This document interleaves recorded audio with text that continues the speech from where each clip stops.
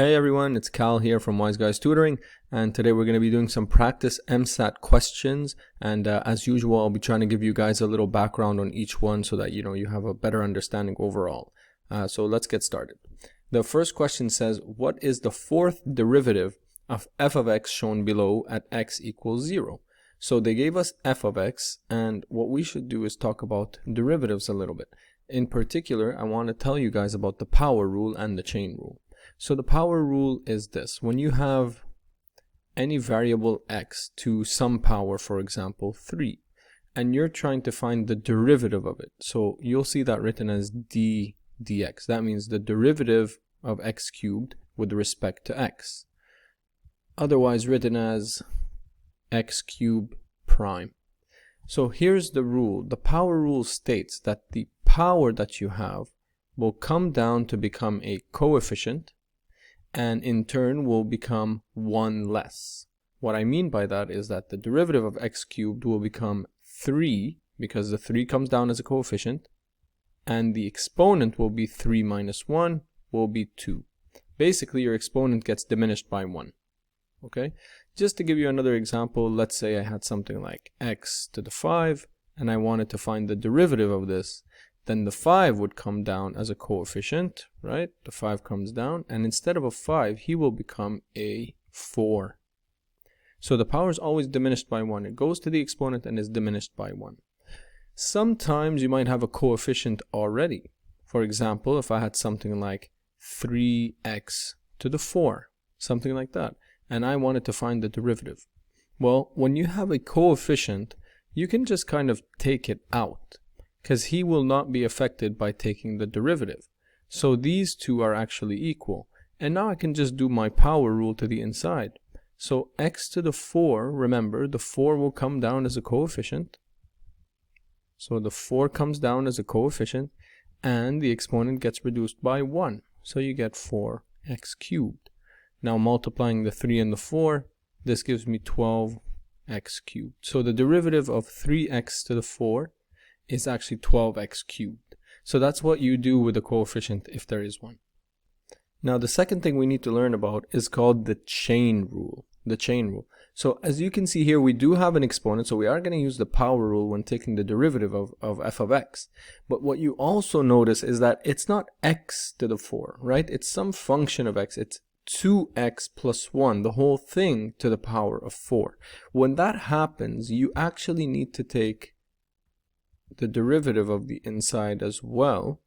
So let's say this is f of x, and let's say I want to take the derivative of this one. So this is the first derivative, right? So we'll say f prime of x, that means the derivative of f of x. Here it is. I'm going to first do the power rule. Now remember, the power rule says take the power to the outside as a coefficient, and it gets reduced by 1. So what I will have is 4 times 2x plus 1 to the power of 3.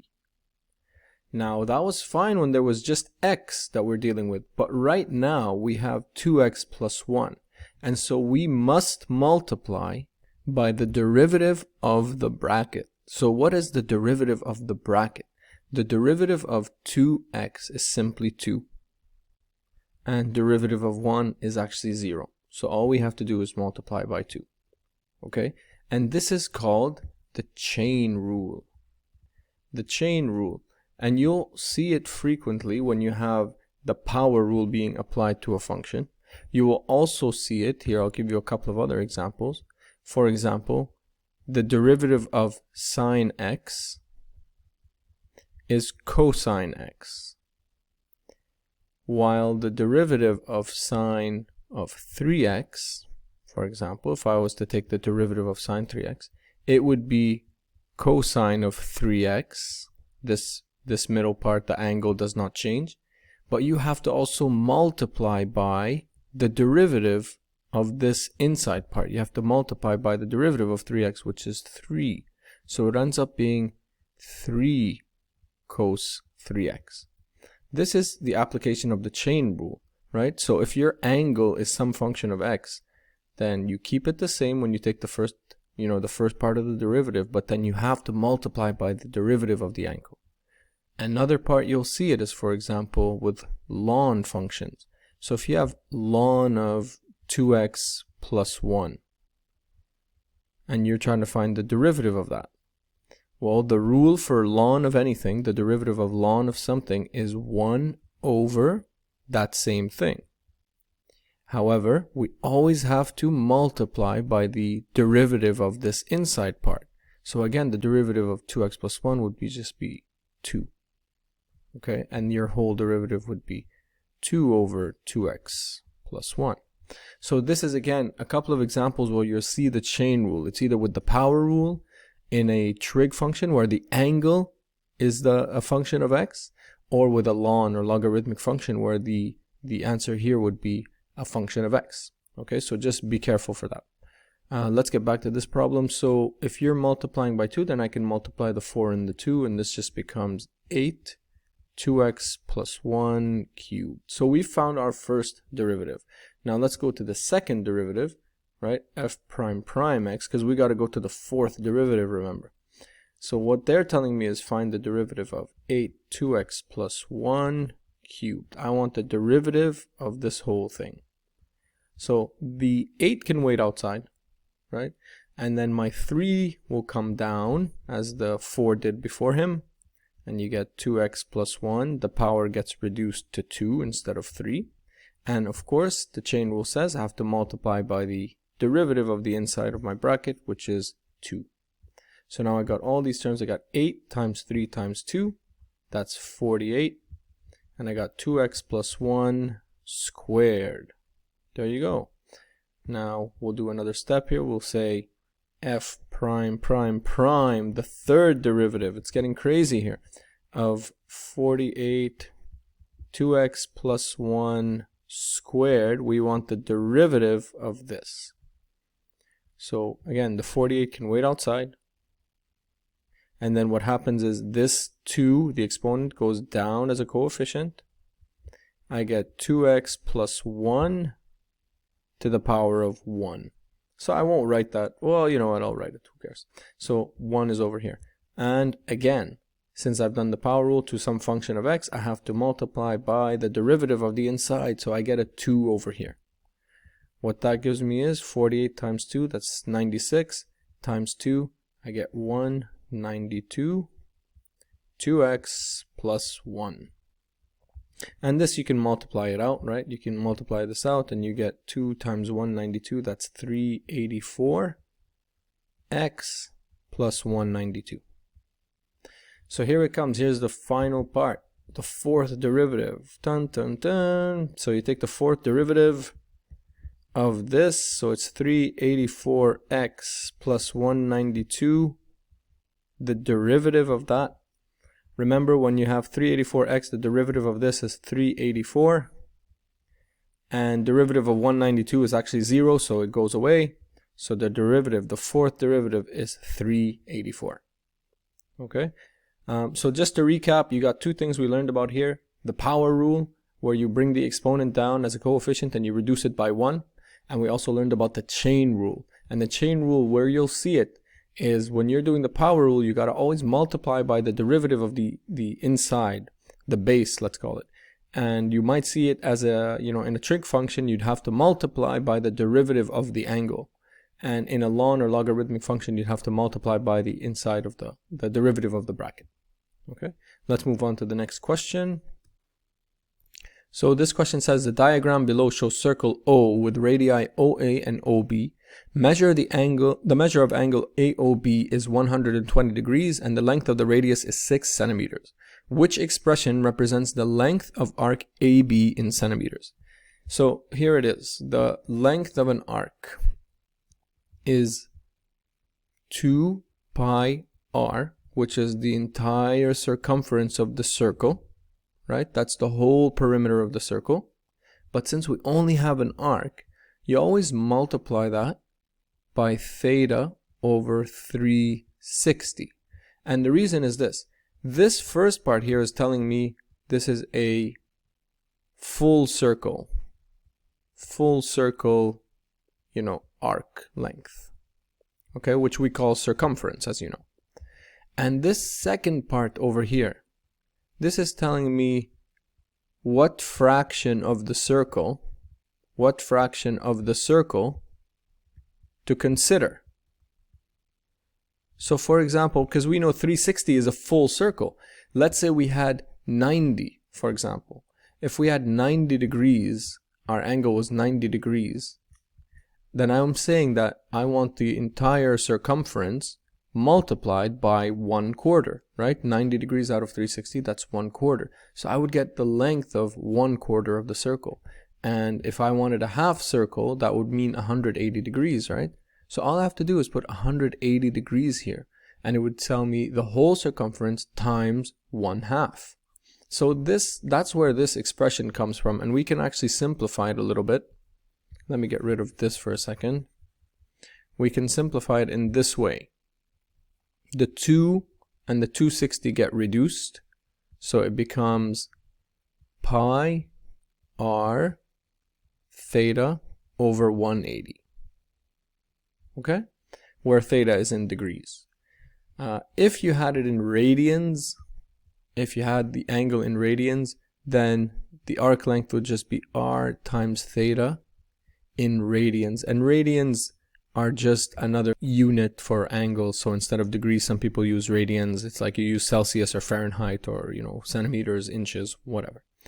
So if you have it in radians and rads, you just put it in like that. Anyway, we have degrees, so it's moot. Let's go back to the question. So if they want us to calculate the arc length, so we know pi is just pi. We know r is 6. We know our angle is 120. And we know this is all over 180, right?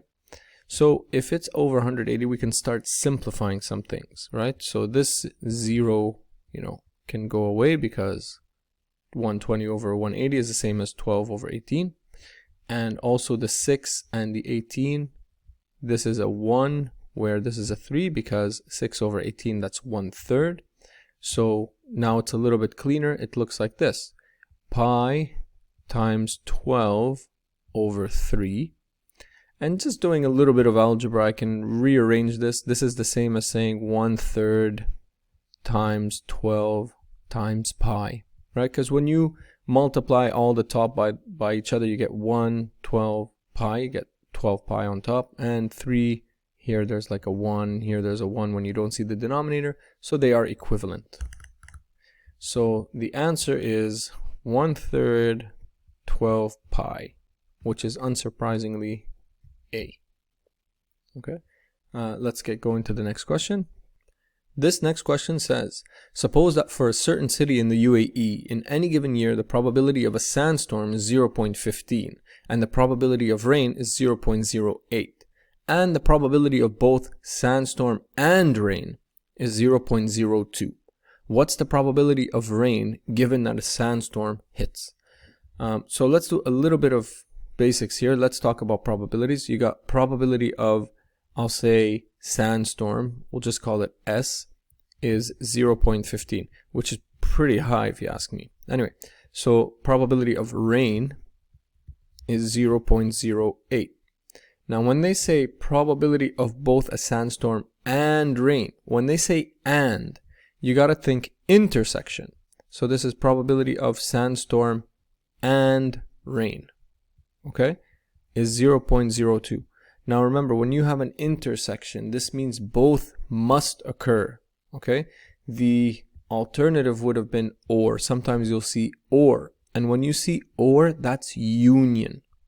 That's both of them together. This would be an or situation, whereas intersection is and, okay? Now there's another big clue or given that's given to us, and it's literally the word given. What is the probability of rain given that a sandstorm hits? Now this means this is dealing with conditional probability, and conditional probability is a little bit different. What it means is that there is a known that affects the probability of the sandstorm hitting, okay? I'll give you a very silly example. So let's say there's a man who lives in a windy city, and when it's really windy, the probability of it being really windy is 0.4. And also the probability that he wears a hat on any given day is like 0.2 or something. So I can ask you, I can tell you this man, whenever it's really, really windy, he always wears his hat. He always wears his hat. Every single day where it's really windy, he wears his hat. Okay? So while the probability of him wearing his hat on any given day is 0.2, the probability that he wears his hat given, that's what that line means, given that it's windy, right? So if I know that it's windy, this is the given part, the known part. If I know it's windy, then what's the probability he wears his hat? Well, I told you he wears his hat every single time that it's extra windy. So that's going to be 1. So you can see here, what I want to show you is the difference, that the probability of this man wearing a hat was 0.2. But the probability that he wears a hat given that it's windy, knowing that it's windy, is 1. In other words, the condition of wind has affected the hat. Okay? So conditional probability can change things. In our case, I'll give you the equation for conditional probability. Here's the full equation. It's probability of A given B is equal to the probability of A and B. This is red, the intersection is and, divided by the probability of B, of the given condition. In our case, let's translate it to our case. That would mean the probability, they're saying, what's the probability of rain given that a sandstorm has hit? And if I translate that, that's the R and S, or S and R, the intersection of the two, divided by P of the given condition, sandstorm. Now the good news is we already have the intersection. The intersection was given to me as 0.02, while probability of a sandstorm was also given to me as 0.15. And therefore the correct answer will be this one. So the key here is when you see intersection, when they say and, that's an intersection. If you hear them say or, that is a union. Okay, union means both of them together. It's quite a big area. When you say intersection, it's a little bit smaller. It's where both of them happen at the same time. Another thing is conditional probability. How you're going to recognize it is when they tell you the word given is very frequently used. When they say given that, you're usually dealing with a conditional probability, because now the sandstorm is known. So the probability of rain is going to be a little bit affected. It won't be 0.08 on those specific days that I know a sandstorm hit. In other words, if you think about my friend here with the hat, sometimes it's windy, sometimes he wears a hat. But if he wears a hat every single time it's windy, then the probability he's wearing a hat on a windy day, given that it's windy, knowing that it's windy, the probability that he wears a hat is 100%. That's how conditional probability works. And here on the left is where you have the equation. Okay, whatever that line means, like given, you know. So if they say probability of rain, you put rain first, given that there's a sandstorm. The one at the bottom is always the given condition. The way I remember it is, you know, this part here goes over there, and the top is always the intersection. Okay, let's move on to the next question. So this one is about geometric transformations. It says a series of transformations on quadrilateral S resulted in quadrilateral T. Then they give us some clues. They say the angle measures of quadrilateral T are congruent to those of quadrilateral S. And remember, congruent just means equal, but we use that word for shapes and, you know, geometric elements. We can't say like a triangle is equal to another triangle. You say congruent. The side lengths of quadrilateral T are twice as long as those of quadrilateral S. Which transformation on quadrilateral S must be included to result in quadrilateral T? I will no longer say quadrilateral because I've said it like 100 times. From now on, I'll just go with S and T. Okay. What strikes me as odd with this question is it starts by saying a series of transformations, but then they ask you which transformation, which single transformation. So yeah, in fact, it's just one transformation. So let's see what the clues tell us. If the angle measures of T are congruent to those of S, that doesn't tell me too much because none of these transformations change the angle of a shape. Dilation, reflection, translation, rotation. Reflection, translation, and rotation. These bottom three, in fact, the shape keeps its size. It keeps its size. Okay, dilation, the size changes. The dimensions change, I should say. Size changes or dimensions change. So actually, just judging by the second clue, the side length of quadrilateral T are as long as those of S, I know that dilation is going to be the correct answer. But anyway, just to give you a little bit of background, when we're talking reflection, translation, rotation, these guys only change, these ones change the orientation, and this one also changes the orientation. What I mean by that is, if you have a reflection, I'll just do a quick sketch. Let's say I have this kind of triangle, and let's say my mirror line is over here. Then this reflected shape will look like that. Okay, so I've changed the orientation. It's pointing in a different way. It's kind of turned around or flipped over rather. And it's the same thing in a rotation. If I have this kind of triangle and I'm rotating it by 90 degrees, and then it looks like this. So it's pointing in a different way. It has changed orientation. When it comes to translation though, you do not change the orientation. This is important. If you have some kind of square and you're translating it, you just slide it over, right? This is your image. This is a translation. So none of them change the size. If you notice, it all exact same size. It's just a different orientation. The only one that changes dimensions or size is dilation, and that's why that one's the correct answer. So really all you needed was clue number 2, if you will. Okay, let's do the last question. So a bit of algebra to finish off. It says, what is the average of A and B based on the conditions given below, assuming that both A and B are positive? So what we have here, we call it a system of equations, and that's just a fancy way of saying we have two or more related equations. So we have AB equals 16 and A over B equals 4.